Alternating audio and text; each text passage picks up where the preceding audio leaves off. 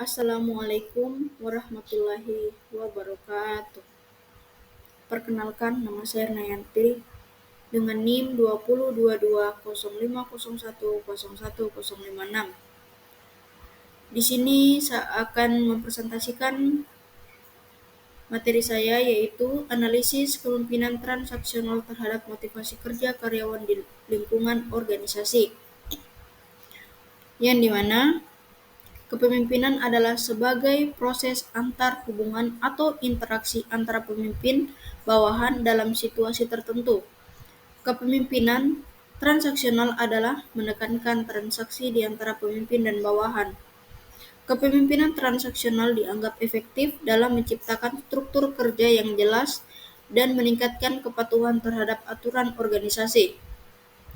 Organisasi yang baik adalah organisasi yang mampu menempatkan tugas dan wewenang dalam mengelompokkan yang adil dan terukur, sehingga setiap karyawan yang bekerja untuk organisasi tersebut akan mampu menjalankan tugas dengan tanggung jawab sesuai wewenang yang diberikan kepadanya. Kepemimpinan transaksional adalah gaya kepemimpinan yang berfokus pada hubungan, pertukaran, atau transaksi antara pemimpin dan bawahan. Pemimpin memberikan imbalan atau reward atau hukuman punishment berdasarkan kinerja karyawan. Adapun faktor-faktor yang mengaruhi gaya kepemimpinan transaksional di antara lain: 1.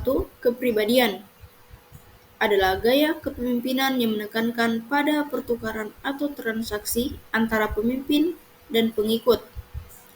Dan yang kedua, karakteristik adalah cenderung lebih memberikan arahan yang jelas, menetapkan standar, dan menggunakan sistem imbalan dan hukuman untuk memotivasi dan mengendalikan bawahan.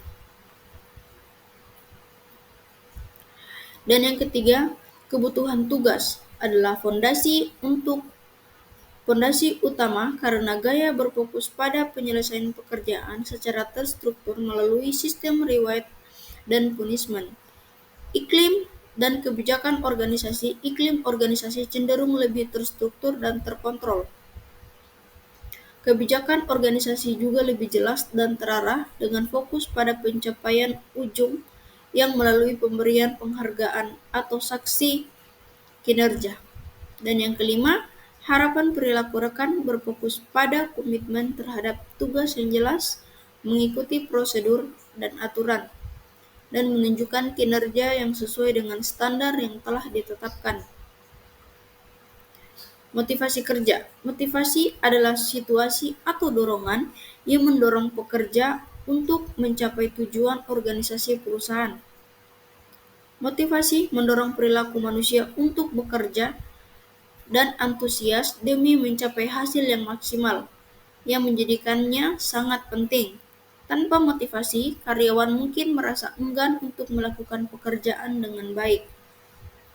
Motivasi juga adalah suatu usaha dilakukan seorang manajer untuk menggerakkan dan menimbulkan semangat kerja bawahan agar bersedia mengambil suatu tindakan yang diperlukan dalam mencapai tujuan organisasi atau perusahaan. Faktor-faktor yang mempengaruhi motivasi kerja diantaranya: 1.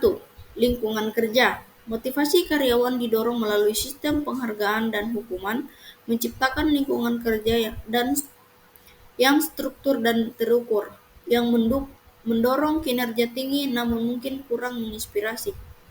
Pengembangan karir dapat membantu seseorang meraih tujuan yang jelas dan terukur melalui sistem penghargaan dan hukuman berdasarkan kinerja. Pengembangan difokuskan untuk mendukung tujuan organisasi yang terukur, bukan untuk membangun potensi secara menyeluruh. Tunjungan kinerja. Tunjungan kinerja menjadi bentuk imbalan langsung atas pencapaian atau kepatuhan terhadap target yang telah ditentukan. Kinerja karyawan.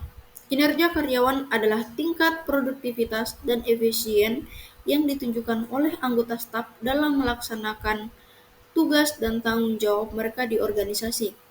Kinerja karyawan dapat berdampak langsung pada pencapaian tujuan organisasi, kepuasan pelanggan, dan keberhasilan umum perusahaan. Kinerja karyawan adalah prestasi yang ditunjukkan oleh karyawan, yaitu kemampuan seseorang untuk membuat, mengajar, atau mencapai sesuatu, menunjukkan tingkat keberhasilan seseorang dalam melaksanakan tanggung jawab dan tugas yang diembannya. Adapun faktor-faktor yang mengaruhi kinerja karyawan di antaranya 1. Sistem penghargaan. Karyawan reward termotivasi untuk bekerja lebih baik ketika ada imbalan yang jelas seperti bonus, promosi, dan insentif. Dan yang kedua, punishment sistem hukuman. Karyawan menghindari kinerja buruk takut sanksi seperti teguran, gaji, bahkan PHK. Dan yang ketiga, kontrak kerja atau performance contract. Adanya kesepakatan formal antara atasan dan bawahan tentang target yang dicapai. Pengawasan ketat atau close monitoring. Memimpin secara aktif memantau kinerja karyawan bawahan melalui evaluasi berkala, laporan harian, atau sistem tracking. Dan yang kelima, struktur kerja yang jelas, clear job scope. Setiap karyawan memiliki deskripsi pekerjaan yang spesifik, hierarki yang tegas. Dan yang terakhir, komunikasi instruksional. Pemimpin memberikan instruksi jelas dan mengharapkan pelaksanaan banyak disukai.